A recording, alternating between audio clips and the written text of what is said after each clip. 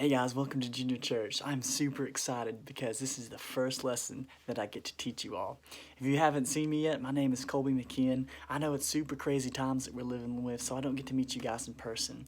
But kiddos, I'm going to get to be the new children's minister, and that makes me super excited. And we're working on stuff so that we can meet face to face and have a real fun time. But until then, we're going to have to keep doing this over video, but we've got a really cool story planned today. Now I want you to think. I want you to close your eyes real quick. I want you to think about what we learned last week in Junior Church. Do you remember? You can open them now. McKay talked about this miracle that Jesus did, right? And it had to do with loaves, maybe, and some fishes.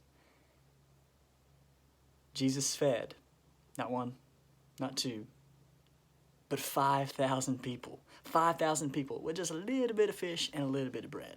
And today, our story picks up right where McKay left off. So if you want to follow along, we're going to be in Matthew chapter 14, starting in verse 22. Now, immediately he being Jesus, he made the disciples get into a boat and go on ahead to the other side while he dismissed all the crowds. And after he had dismissed the crowds, he went up to the mountain by himself to pray. Now when evening came, he was there alone. But by this time the boat, battered by the waves, was far away from land, for the wind was against them. So here's what we got going on. So all the crowds are gone now. So it's just Jesus and his disciples, Jesus and his friends. And Jesus goes by himself, alone, up onto this mountain to pray, to talk to God. And all his disciples, they let him go do that. And then they go ahead and they hop on the boat and they head out to the ocean. But while on the Sea of Galilee. While they're on the Sea of Galilee, they kind of look off in the distance and there's trouble coming. Now this summer we've had a lot of thunderstorms. And that's exactly what happens to our friends in the boat. They look off in the distance and Andrew walks up to Peter and he's like, "Peter, that doesn't look too good." Peter's like, "Yeah, I know."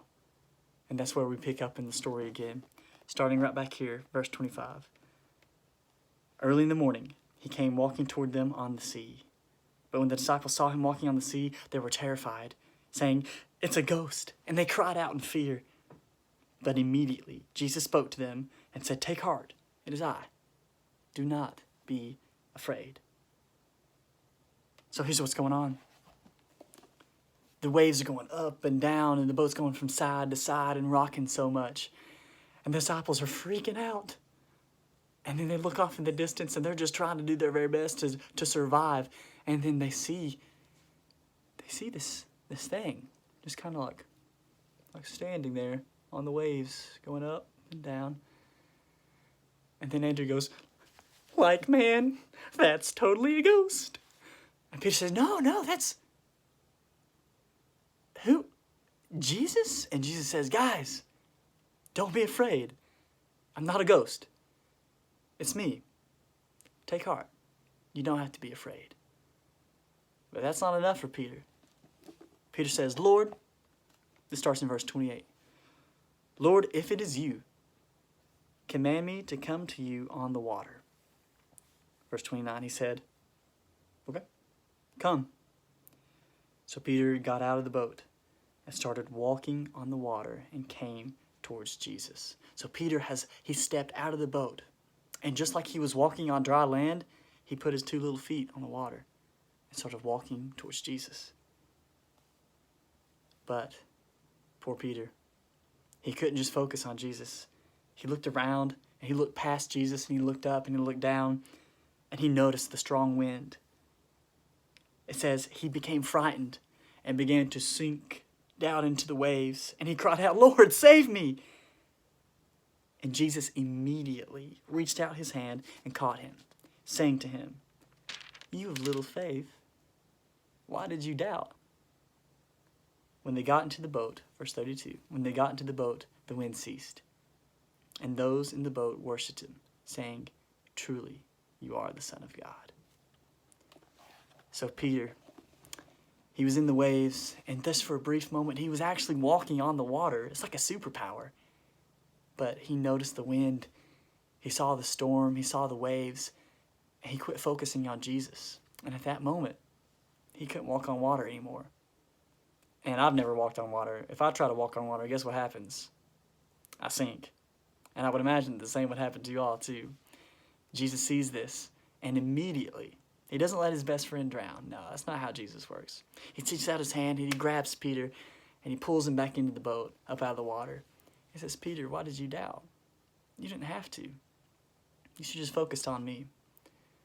So the lesson here today, kiddos, here's what I want you guys to key in on.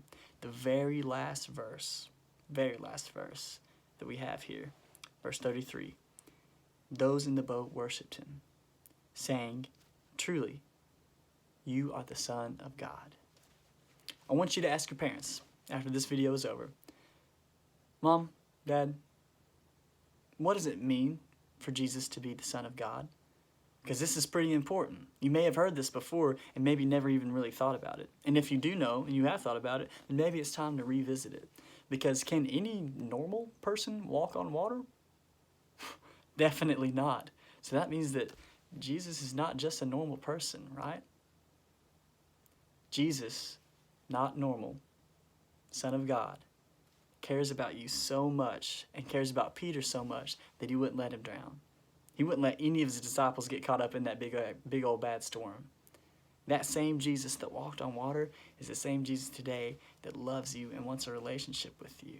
And it means something special that he's the Son of God too. So, talk with your parents about this.